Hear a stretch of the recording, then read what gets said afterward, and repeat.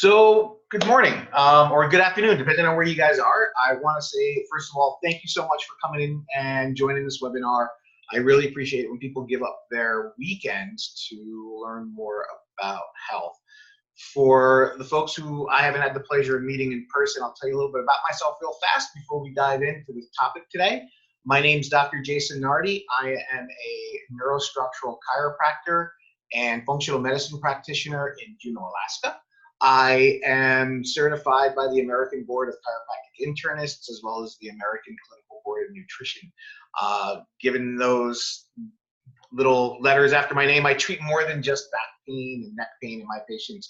I help a lot of people out with things like hormonal problems, digestive health, cardiometabolic diseases like we're going to talk about today, and much more. I have a very general family practice up here. Yeah, that's probably enough about me because we have a lot to talk about today. We're going to talk about cholesterol. So just some quick facts. What is cholesterol? Cholesterol is a waxy substance that's found in our body. It's found in nearly every cell that we have.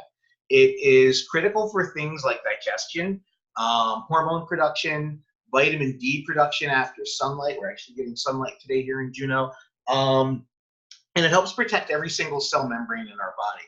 The American Heart Association now recommends you balance your cholesterol at about 150 milligrams per deciliter.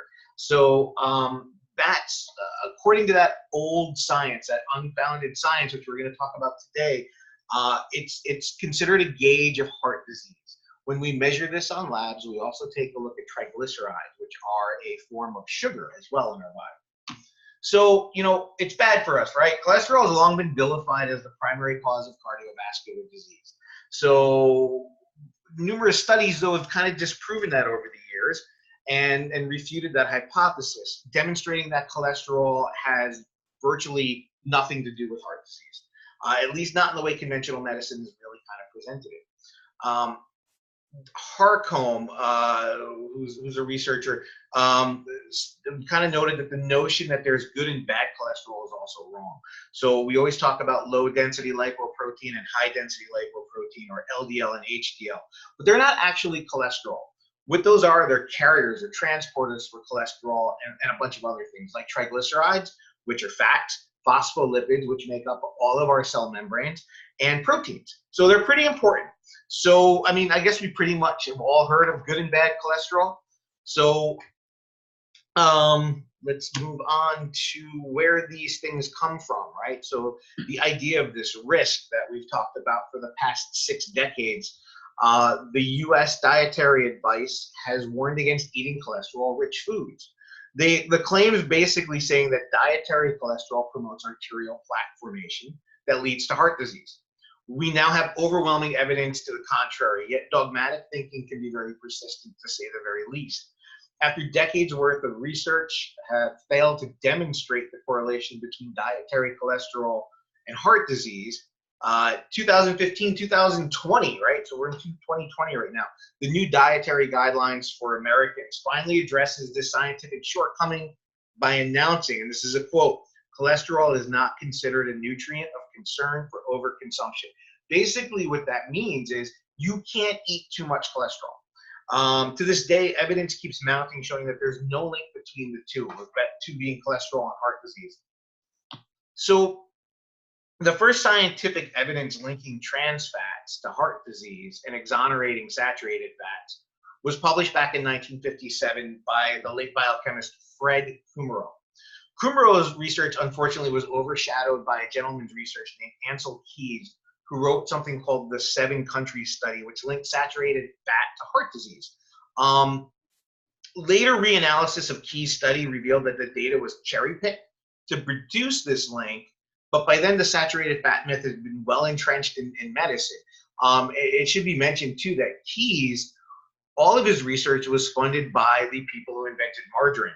We don't like to talk about that too much. So let's talk about the truth. The guidelines published for eating fats continue to be confusing. The basic premise is wrong. So dietary fats being associated with heart disease, but it's really processed vegetable oils like margarine that are loaded with trans fats and damaged omega-6 fats.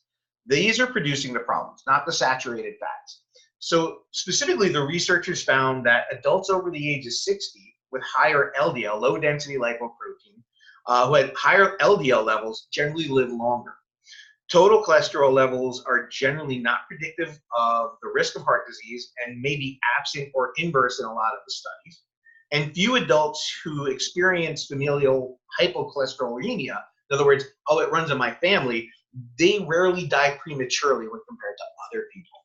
So this evidence really is coming from the people who make the drugs. So evidence supporting the use of cholesterol-lowering statin drugs to lower your risk of heart disease isn't really there. It's pretty slim. It's likely little more than the manufactured work of the drug companies. At least that's what's implied in the conclusion of the scientific review published by the Expert Review in Clinical Pharmacology in 2018. That 2018 study identified significant flaws in 3 recent studies that, quote, were published by statin advocates.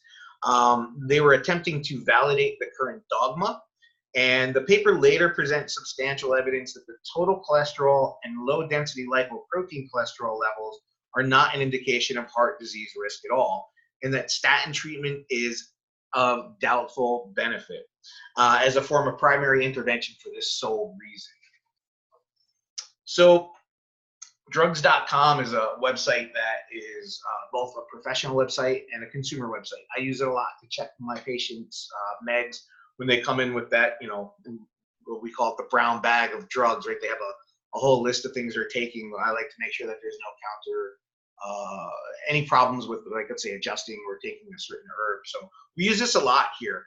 It's basically a bunch of contributors that get together and put this information up from the pharmaceutical industry, mostly from the pharmacist end.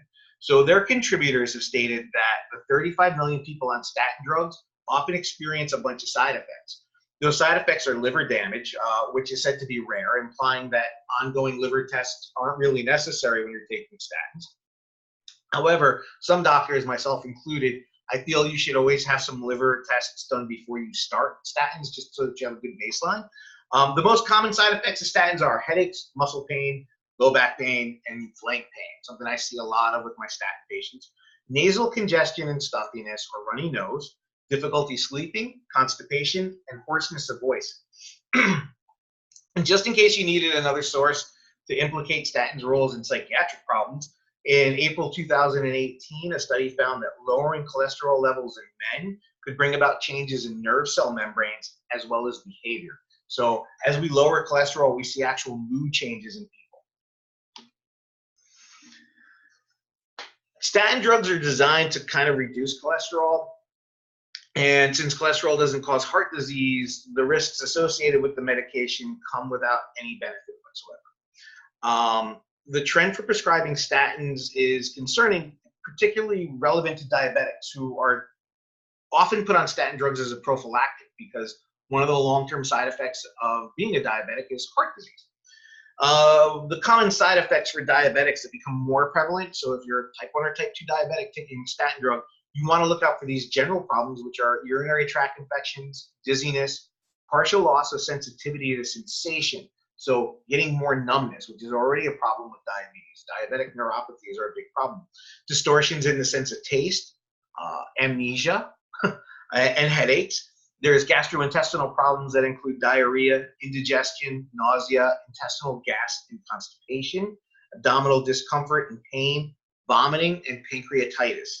Metabolic problems like abnormal liver functions, hyperglycemia, hypoglycemia, both problems with diabetes, hepatitis, anorexia, and weight gain. So they can go kind of either way depending on the person. Musculoskeletal problems, again, kind of my bread and butter as a chiropractor. We see joint pain, pain in the extremities like the arms and legs, musculoskeletal pain, muscle spasms, myalgia, joint swelling, back pain, elevated creatine phosphokinase, neck pain and muscle fatigue, muscle wasting, and ALS, Lou Gehrig's disease, is a side effect for diabetics on statin drugs. Cardiovascular disease, which is trying to prevent, we see death in up to 10% of diabetic patients, and that, of course, is due to the contributing heart disease problems found in statins. So what's going on with these statins, right? They're being overprescribed. Rather than pointing patients in the direction of finding things like dietary solutions, including eating both the whites and yolks of eggs, ditching processed vegetable oils in favor of healthy cooking oils like olive, avocado, and coconut oils. Even, the other problem too is the Harvard Health Medical School recently updated an article on their website to on how to manage your joint pain from taking statins, therefore perpetuating the myth of cholesterol. And this is a direct quote from that. If you're taking a statin now, if you're not taking a statin now, you may well be soon. These medications are commonly prescribed to lower bad LDL cholesterol and have been shown to reduce the risk of heart attack, stroke, and death. They are routinely recommended for people who have cardiovascular disease and for many people ages 40 to 75 who don't have cardiovascular disease but have at least one risk factor, and they list them as high blood pressure, high cholesterol, diabetes, or smoking, and a 7.5% or greater risk of a stroke or heart attack in the next decade. So we're keeping this idea going. The biased research launched by the low-fat myth, too, has reshaped the food industry for decades after these research papers came out, especially the Keyes research. As saturated fats and cholesterol were rejected, manufacturers of food started to switch from using trans fats to adding sugar to add taste to processed foods. So they added more trans fats and sugars to help increase the palatability of these foods that they've taken the good fats out of. These changes increased inflammatory levels and drove up new levels of different diseases. Over an extended period of time, we started seeing more chronic inflammation. We started seeing that damaging things like arterial walls. And all of this stuff that's damaged during this inflammation is being repaired by cholesterol. And that's kind of where the whole idea of these plaques come up from. So over the time, the body is repairing all of this inflammatory damage, especially in the arteries, and this causes plaque buildup, which can potentially break off, blocking smaller arteries in the heart or brain, triggering what we call a heart attack or stroke. This process goes on for many years without being noticed as the inflammation becomes more chronic, and it has very few symptoms. Researchers have demonstrated deficiencies in excess of certain micronutrients like folate, vitamin E, and zinc, which may result in an ineffective or a excessive inflammatory response to these things. So, when we kind of look at some of these studies in other countries, Japan had a study in the Annals of Nutrition and Metabolism where they looked at older people with high LDL cholesterol. And they found that they were generally living long as or outliving people with low LDL. While the reason behind the findings is still being fleshed out, studies so far have discovered new factors that could be at play. One, cholesterol is very protective against infections, and atherosclerosis, the plaquing, many observations that conflict with the LDL receptor hypothesis is being explained by the idea that high serum cholesterol or high LDL cholesterol is protective against infections and atherosclerosis. One of the theories on why we get plaques too in our arteries is we are actually walling off an infection that's in there. And people who have had strokes and heart attack after they've passed and we've had these postmortems, we have kind of seen inside the plaque, we've seen these bacterium. So that's one reason why we think that these plaques are forming and cholesterol is protective against these infections. Cholesterol may also protect against certain cancers. Although in previous cases where low cholesterol was linked to cancer, exclusions were made to kind of tip the scale, such as prior drug treatment, namely something called clofibrate, which is an older cholesterol medicine that was around before statins. One of the big problems with this drug was that the drug was causing more cancer than the actual cholesterol. So they weren't really able to kind of separate those two stats. The other one is low cholesterol, lower than 180 milligrams per deciliter. We start to see violence in psychiatric patients. That's something that's been well seen in a lot of the research. The other one is, well, there's no association between, there's also an association, between low cholesterol and suicide, and we've known that for almost 20 years now. So we're seeing more and more info that's kind of perpetuating the new data that says that, hey, you don't really need to worry about this stuff so much. Going back to the suicide thing, right? Cholesterol in the brain, a quarter of all the cholesterol in your body is found in your nervous system, specifically in your brain, where it pretty much works as an antioxidant. A number of studies have demonstrated that, contrary to popular belief, higher cholesterol levels are associated with better brain health. Excuse me. Cholesterol also plays an important role in the formation of memories, and it's vital for a healthy neurological function in the body. So a good example is low cholesterol levels have been shown to increase your risk of depression and suicide, and in some cases it's rather dramatic.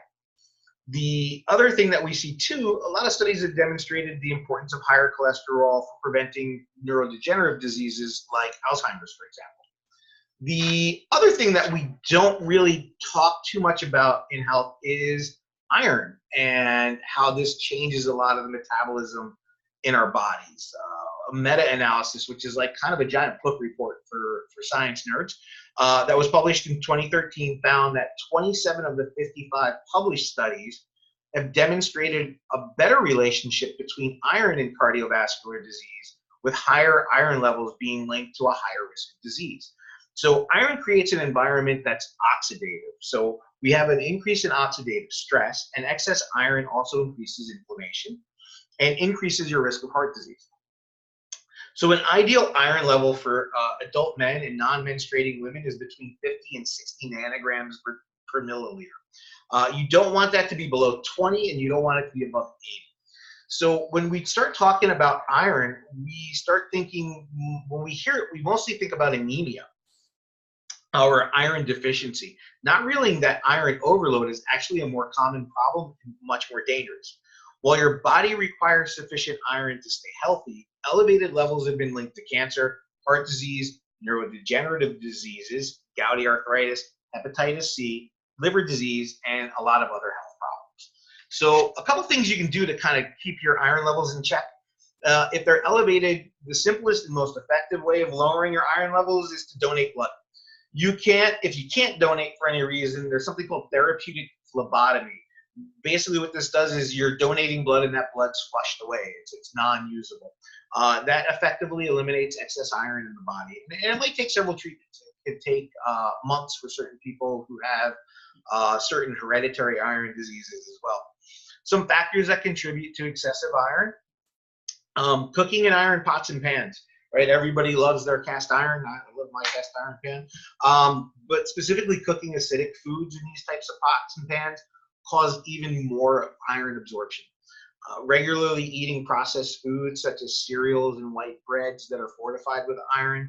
What's worse, the iron that they're using in these products are the inorganic form of iron, and they're more common with rust than the iron that's found in your body. So we get better iron from things like meat in that case. Drinking well water where you have high iron too is another thing. So either using a reverse osmosis filter or something called an iron precipitator. If you live in areas where there's high iron in the soil, very helpful as well. Taking multivitamins and minerals that are, they frequently have iron added to them as well. Sometimes they're not necessary. And the regular consumption of alcohol too increases iron absorption in your diet. And then that's by changing how things work in your gut. The easiest way to monitor your iron levels is with blood tests. Most people don't get an iron panel now with their annual physical unless they're physicians suspecting some sort of anemia. The things that we're looking for are, one is iron, your free and bound iron, and your iron binding capacity. So in other words, how much iron can your body actually take in? Excuse me. And we also want to look at ferritin. Ferritin's a very important type of iron. It's an iron bound to protein, and it's a protein of iron storage. Looking at something called gamma glutamyl transpeptidase, or what we like to call just GGT, can also be used as a great screening for excess free iron, and it's a great indicator of sudden cardiac death risk. Recent scientific studies have discovered that GGT is highly interactive with iron. When both your serum ferritin and GGT are high, you are at a significantly greater risk of having heart disease and therefore early death. Because of these combinations of free iron, which is highly toxic, and the iron storage to keep that toxicity going. So you kind of have both when those two things are elevated. So getting a GGT test added to your annuals is actually a really good idea to help rule out any iron toxicity. It's not an expensive test if your doctor is not going to okay it. See if they'll run it. If your insurance isn't going to accept it, it's usually not very pricey. Again, like I said, I recommend that people get that tested annually. The other thing that you can do too, lifestyle factors. Right? This is the #1 thing that we as individuals can do to change our health. So some of the things that we can do to minimize heart disease risk, reduce your net carbs, eliminate processed fructose, right? That's probably the easiest thing we can do. You know, just simply not drinking soda or sweetened drinks will actually cut that amount of processed sugar out of your diet immensely. So replace those lost calories by consuming more healthy fats, not proteins. And that's kind of the switch that we've had for years too, right? We want a higher protein diet. Well, consuming good fats is going to be a lot easier on your body when you're reducing sugar as well. Normalize your omega-3 to omega-6 ratio. So those are the 2 fatty acids that are most beneficial and what we call essential. You can't make them, so you have to get them from your diet. Most of us get far too little omega-3s, which are found in things like wild Alaskan salmon, sardines, anchovies, fish oil, krill oil, and they don't have too much omega-6, which is, you don't need to add a lot of that. It's pretty plentiful in processed foods, processed oils, and fried foods. We really want to kind of see this this ratio. You know, if you can achieve a 1-to-1, you're doing a pretty good job without, you know, really trying. Optimize your vitamin D levels by getting some regular and sensible sun exposure. If you can't get it, like if you happen to live here in Alaska in the winter, you don't see the sun that much. So supplementation is very important in those cases. Other nutrients that play a factor are vitamin C, magnesium, and K2. Get 8 hours of sleep. And that's good sleep. That's not, you know, getting up and lying in bed with your tablet. This helps normalize hormonal systems in your body. And regular exercise. If you can get out and move your body as much as possible, believe it or not, you will start to lower your risk of inflammation and heart disease in those cases. Magnesium is a really important nutrient. Has a vital role in a lot of biological functions, mitochondrial health, which are the little parts of our cells that make all of our energy. And it's a culprit in the development of inflammation when your levels are low. So it plays a very important role in the deposits of lipids. It helps actually cut down the amount of plaque that can adhere to your artery walls and therefore cuts down on plaque formation. Centuries ago, your diet had nearly 500 milligrams of magnesium in it a day. Today, courtesy of nutrient-depleted soils, we're probably getting less than 150 milligrams a day. So your body flushes excess magnesium out through the stool. So using magnesium citrate and managing stool consistency is probably the easiest way to see if you're getting enough. Start to titrate around 200 milligrams orally. It's usually found as a powder or in a capsule, and gradually increase it until you develop a slightly loose stool. That's the easiest way to know if you're getting enough magnesium. The other thing that's really important, when we look at some of the multiple factors affecting the inflammation in our bodies, some of the more significant things that we have control over include things like hyperinsulinemia, right? So what that is, that's a fancy word for excess insulin. So excess insulin in your body triggered by a diet high in net carbs, that's pretty much what that term means. And this really happens when we tend to eat a lot of processed carbs, especially. So what you eat tends to be the deal breaker in how much insulin your body is going to secrete. However, there are factors contributing to your insulin levels, such as smoking, sleep quality, exercise, and again, vitamin D levels. Unbalanced fatty acids. Your body needs a balance of omega-3s and omega-6s like we discussed. Again, we're trying to get a 1-to-1 ratio of omega-3 to omega-6 just to reduce inflammation and heart disease. And the other one that we've got to talk about too is all of the vegetable oils. So probably one of the biggest studies we had is the one that we base a lot of things on is the Minnesota coronary experiment. This was a study that was performed between 1968 and 1973. It examined the relationship between diet and heart disease.